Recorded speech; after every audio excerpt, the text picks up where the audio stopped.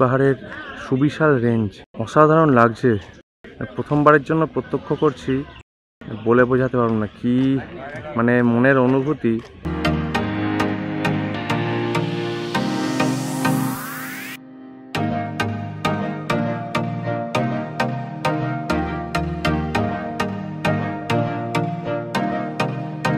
কথিত আছে ভগবান রামের স্ত্রী সীতা বনবাসের সময় মনে করা হয় এই শিবলিঙ্গগুলো স্থাপন করেছিলেন।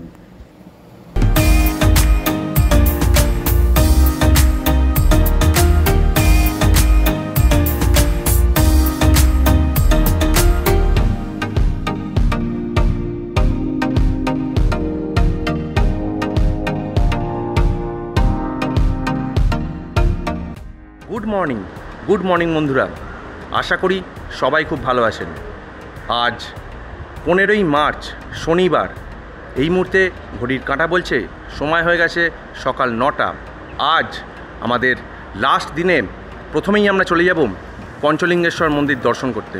আমাদের সেই মাহিন্দ্রা বোলেরো গাড়িতে করে, যেটাতে করে আমরা গত 3 দিন ধরে উড়িষ্যার বিভিন্ন প্রান্ত ঘুরে বেরিয়েছি। আমরা প্রথমেই চলে গেছিলাম দুবলাগাড়ি ব্রিজ, তারপরের দিন আমরা চলে গেছিলাম দেবকুণ্ড। তো সঙ্গে থাকুন বন্ধুরা, দেখতে থাকুন এক্সপ্লোর অফ টাইম। এই মুহূর্তে দাঁড়িয়ে আছি স্যান্ড সিটি রিসর্টের ঠিক সামনে। জয় জগন্নাথ বলে আজকের যাত্রা শুরু করি। চাঁদিপুরের স্যান্ড সিটি রিসর্টকে বিদায় জানিয়ে আমরা রওনা দিলাম বালাসোরের উদ্দেশ্যে। এই যে দেখতে পাচ্ছেন আমার বাঁ দিকে যে উঁচু উঁচু পাঁচিল, তার ওই প্রান্তে যে ওয়াচ টাওয়ারগুলো দেখা যাচ্ছে, এইটা পুরোটাই ডিআরডিওর জায়গা। আমরা আমাদের লাগেজপত্রগুলোকে বালাসোরের কোনো একটা হোটেল দেখে সেখানে রেখে তারপর আমরা রওনা দেব পঞ্চলিঙ্গেশ্বরের উদ্দেশ্যে। আমরা এসে উপস্থিত হয়েছি ডিকে লজে। তো একদম বন্ধুরা ঢিলছোড়া দূরত্বে বালাসোর স্টেশন থেকে এই ডিকে লজ ছুটি কাটানোর জন্য যারা বালাসোর ঘুরতে আসছেন বা অফিসের কাজেও যদি আপনারা আসেন, তো এই ডিকে লজে এই মুহূর্তে আমরা চলে এসেছি। এখানে কিন্তু বিভিন্ন রেঞ্জের রুম অ্যাভেলেবেল আছে। যারা এই ডিকে লজে আসবেন, আমি বেশ কিছু রুম দেখিয়ে দিচ্ছি আপনাদের। চাইলে আপনারা যোগাযোগ করতে পারেন বা ডেসক্রিপশান বক্সে আমি এই হোটেলের ফোন নাম্বার দিয়ে দেবো, চাইলে আপনারা যোগাযোগ করতে পারেন। বিভিন্ন রেঞ্জের ঘর আছে, একদম 450-500 টাকা থেকে শুরু করে 800-1000 টাকার মধ্যে আপনারা খুব ভালো ভালো রুম পেয়ে যাবেন। তো চলুন বন্ধুরা ঘুরে দেখি এই ডিকে লজের বেশ কিছু হোটেল রুমগুলো।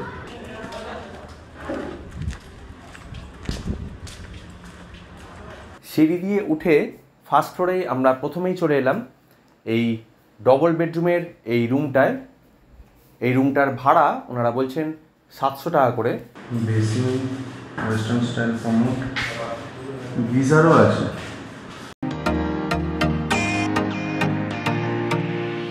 তো এইটাও আর একটা রুম, এখানেও টিভি থেকে শুরু করে ড্রেসিং টেবিল। ডাবল বেডরুমের এই রুমেও এসি আছে, একটা স্ট্যান্ড ফ্যান। এইখানেও বাথরুমে ওয়েস্টার্ন স্টাইল কমোড, বেসিন এবং গিজারও একটা আছে। এরপর চলে এলাম প্রসূনের রুমটায়। এই রুমটাতেও মোটামুটি সমস্ত কিছুই অ্যাকোমোডেশান আছে, যদিও এটা নন এসি রুম। এই রুমটার ভাড়া ওনারা বলছেন 600 টাকা করে, যদিও আমার মনে হয় দরাদরি করলে এই ভাড়াটাও কিছুটা কম হবে। সকালের ব্রেকফাস্টকে স্কিপ করে লাঞ্চ সারতে চলে এলাম ডিকে লজের পাশেই নানা হোটেল। স্পেশাল ভেজ থালি 100 টাকা এই সবগুলো, আর আলাদা করে কাতলা মাছ 100 টাকা।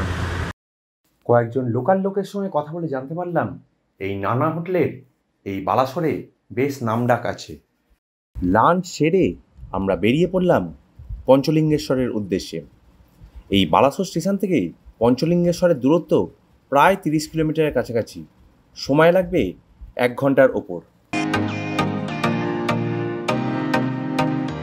শোনা যায় 1849 সালে উড়িষ্যার সিংহাসনে বসেন রাজা কৃষ্ণচন্দ্র হরিচন্দন।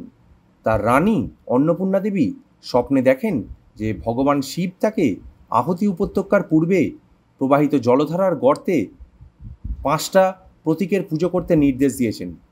সেই মতো রানী তার সমস্ত স্বপ্নের বিবরণ রাজাকে বর্ণনা করলে রাজা তার মন্ত্রীদের নিয়ে রানীর স্বপ্নের নির্দেশ অনুসারে আহুতি বনে যান এবং 5টি শিবলিঙ্গের সন্ধান করতে শুরু করেন। অবশেষে তিনি ভগবান শিবের সেই 5টি লিঙ্গ খুঁজে পেতে সফল হন। সকলেই চিৎকার করে জয় বাবা পঞ্চলিঙ্গেশ্বর স্লোগান উচ্চারণ করেন। সেই দিন থেকেই এই জায়গার নামকরণ করা হয়েছে পঞ্চলিঙ্গেশ্বর। প্রসঙ্গত আপনাদেরকে জানিয়ে রাখি, যেহেতু আমরা দোল পূর্ণিমার ছুটির সময় বেড়াতে এসেছিলাম, তাই আমরা দেবকুণ্ড ও পঞ্চলিঙ্গেশ্বর দুদিনে ঘুরেছিলাম। আপনাদের হাতে যদি সময় কম থাকে তাহলে আপনারা একদিনেও এই দুটো জায়গা ঘুরে দেখে নিতে পারেন, কিন্তু তার জন্য আপনাদেরকে হাতে সময় নিয়ে বেরোতে হবে। এই পঞ্চলিঙ্গেশ্বরে বেশ কিছু হোটেল গড়ে উঠেছে। আমি ডেসক্রিপশান বক্সে সেই সব হোটেলের নাম এবং ফোন নাম্বার দিয়ে দেবো, চাইলে আপনারা যোগাযোগ করতে পারেন।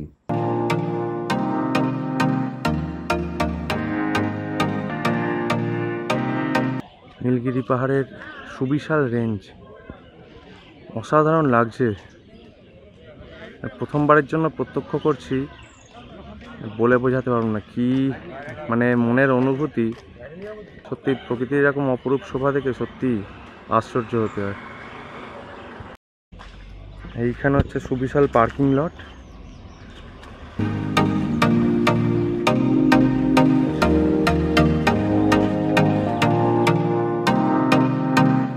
এই পঞ্চলিঙ্গেশ্বর মন্দির যাবার পথেই বাঁ দিকে চোখে পড়ল টয়লেটের সুবন্দোবস্ত আছে।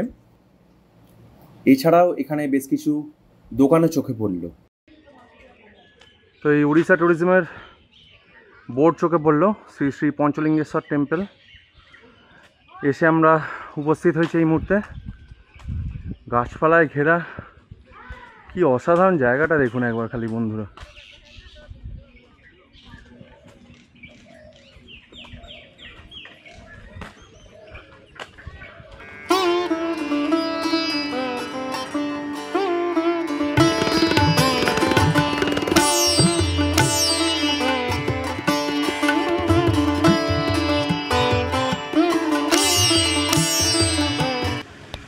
বাবাকে পুজো দেওয়ার পূজার উপকরণ সামগ্রী। আমাকে একটা 50 টাকার ডালা দিয়ে দাও।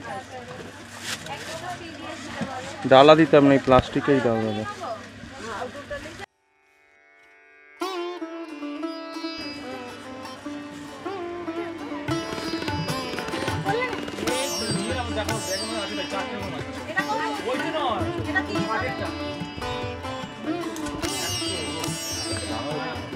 একটা ধূপটা ফুল দিয়ে দেবে।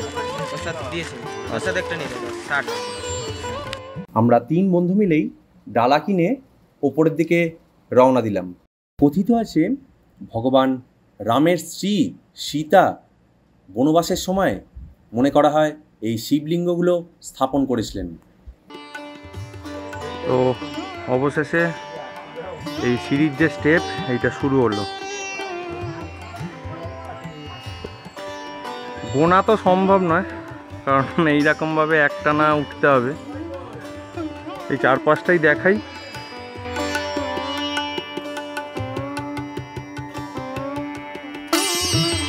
এই সিঁড়ি দিয়ে ওঠা শুরু করেছি। ফ্ল্যাট সিঁড়ি, এখনো পর্যন্ত কিন্তু খুব একটা কষ্ট হচ্ছে না। আর বাবার কাছে যেতে চাইলে কষ্ট তো কি দূর। তো হাঁপিয়ে পড়লে এরকম বসবার জায়গাও করা আছে, এখানে বসে একটু বিশ্রাম নিয়ে নেওয়া যেতে পারে। এই পঞ্চলিঙ্গেশ্বর দেবগিরি পর্বতমালা, যেটা নীলগিরি পাহাড়েরই একটা অংশ, এই পাহাড়ের উপরে ঠিক অবস্থান করছে।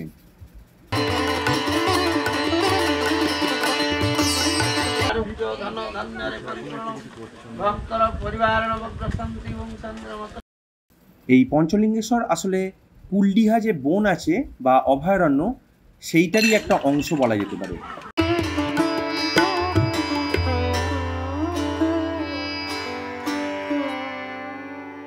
এই কুলডিহাকে অ্যাকচুয়ালি বলা হয় হাতির অভয়ারণ্য।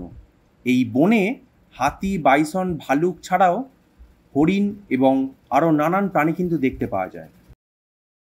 আজ যেহেতু ছুটির দিন, তাও আবার আজকে হোলি, তাই দেখলাম বেশ ভালোই লাইন পড়েছে এবং আমরা প্রায় ঘণ্টাখানেক লাইন দেওয়ার পরেই ঠাকুরের কাছে পুজো দেওয়ার সুযোগ পেলাম। যদি আপনারা কোনো ছুটির দিন দেখে আসেন তাহলে কিন্তু এই ব্যাপারটা মাথায় রাখবেন।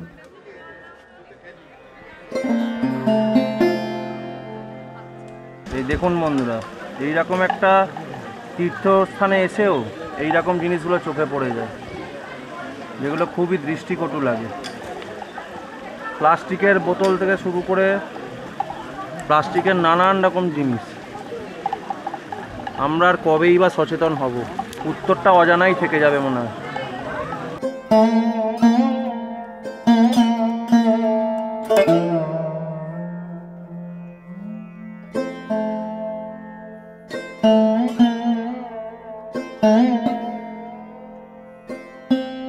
ভগবানকে তো চোখে দেখা যায় না, কিন্তু তিনি সর্বত্রই বিরাজমান। মনে হলো মহাদেবের দেখা না পেলেও ওনাকে স্পর্শ করে অনুভূতিটা উপলব্ধি করলাম।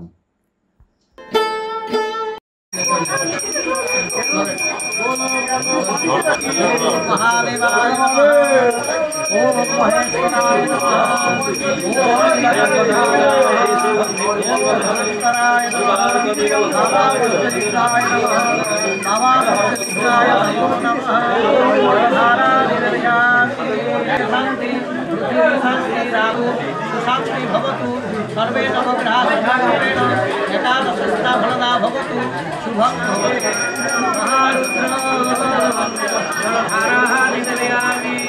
बाबा बुद्धिविद्याय नमः। जय जय शुभग्रह परितस्थः प्राप्त्यार्थे सदा।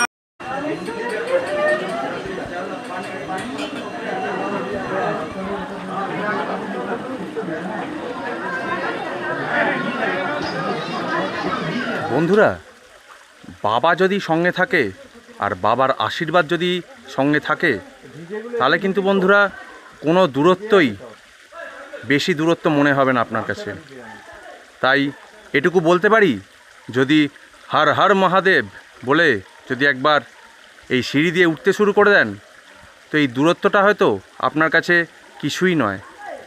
আর বাবার কাছে যেতে চাইলে আপনার কাছে এইটা কেন, আপনাদের যা মনোবল আছে আপনারা হয়তো হিমালয়েও পার করে দিতে পারেন। সুতরাং কোনো ভাবনা চিন্তা না করে খালি বাবার কথা স্মরণ করতে করতে উঠে পড়ুন এই সিঁড়ি দিয়ে। তারপরেই দেখতে পেয়ে যাবেন আপনাদের সেই চিরকাঙ্ক্ষিত পঞ্চলিঙ্গেশ্বর।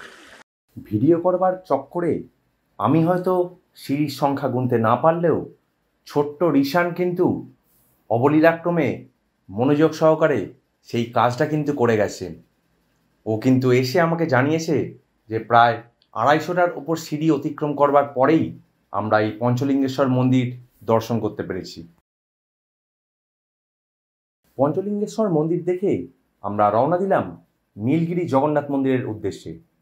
এই পঞ্চলিঙ্গেশ্বর মন্দির থেকে নীলগিরি জগন্নাথ মন্দিরের দূরত্ব ওই 10 কিলোমিটারের কাছাকাছি, সময় লাগবে আধ ঘন্টার মতন।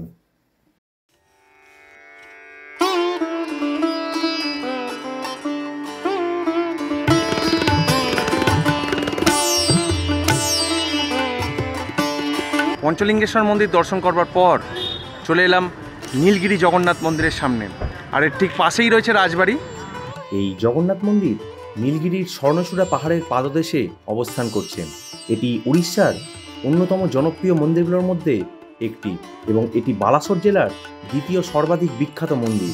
নীলগিরি রাজবংশের রাজা হরিচন্দন এই মন্দিরটা নির্মাণ করেছিলেন।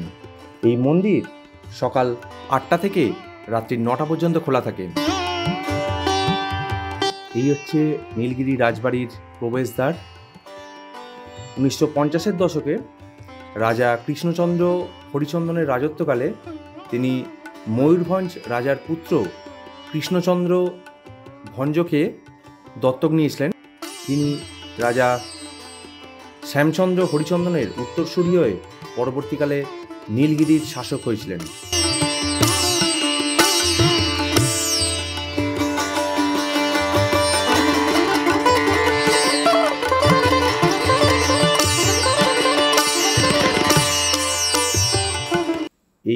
নীলগিরি রাজপ্রাসাদের ভেতর প্রবেশ করলেই চোখে পড়বে বিরাট বড় এই রয়্যাল গার্ডেন।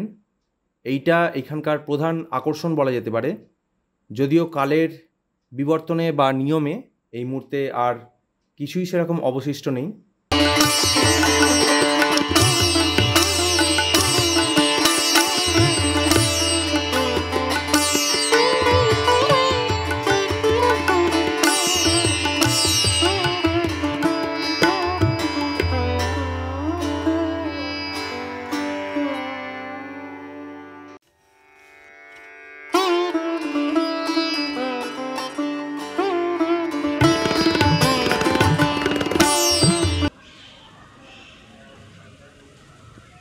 এই রাজবাড়ির ঠিক এইখানেই রাধাকিশোর মন্দির।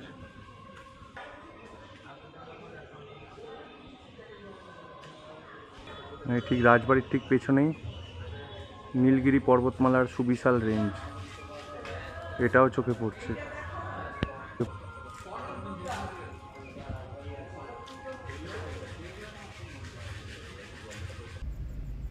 নীলগিরি জগন্নাথ মন্দির আর নীলগিরি রাজবাড়ি দেখার পর আমরা রওনা দিলাম বালাসোরের উদ্দেশ্যে।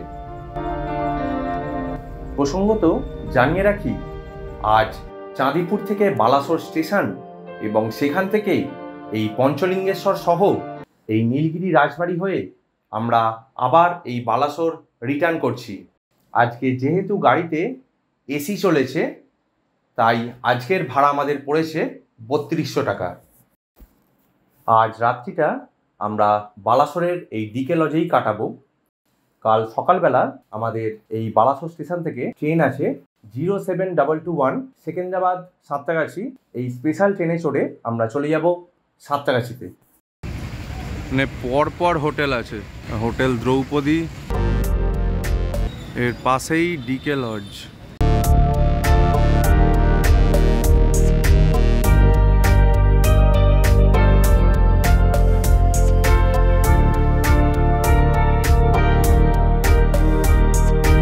হোটেলে খানিকক্ষণ রেস্ট নেবার পর ফ্রেশ হয়ে এবার ডিনার সারতে চলে এলাম এই নানা হোটেলে।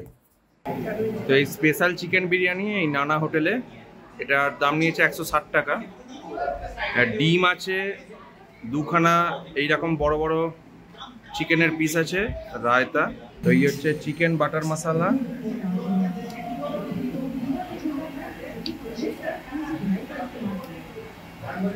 পিসগুলো আর কি মিক্সিং আছে, বুঝলেন তো বন্ধুরা, ছোট বড় মিলিয়ে আর কি পিস। হ্যাঁ, এইটা ফুল প্লেট 240 টাকা। আর এই তাওয়া রুটি 5 টাকা করে। আর এই বাটার রুটিটা খালি একটু বাটার দিয়ে দিয়েছে, তাই এটার দাম 10 টাকা। অলরেডি মেয়ে অলরেডি খাওয়া শুরুও করে দিয়েছে।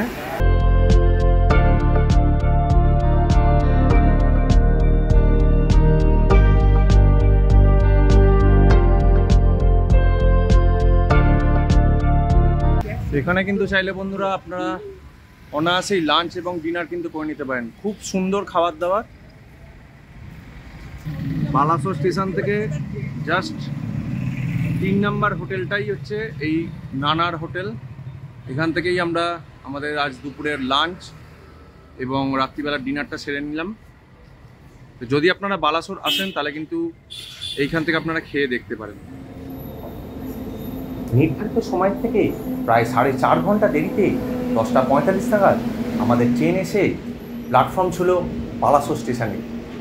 এই ট্রেনে করে আমরা রওনা দেব আমাদের বাড়ির উদ্দেশ্যে।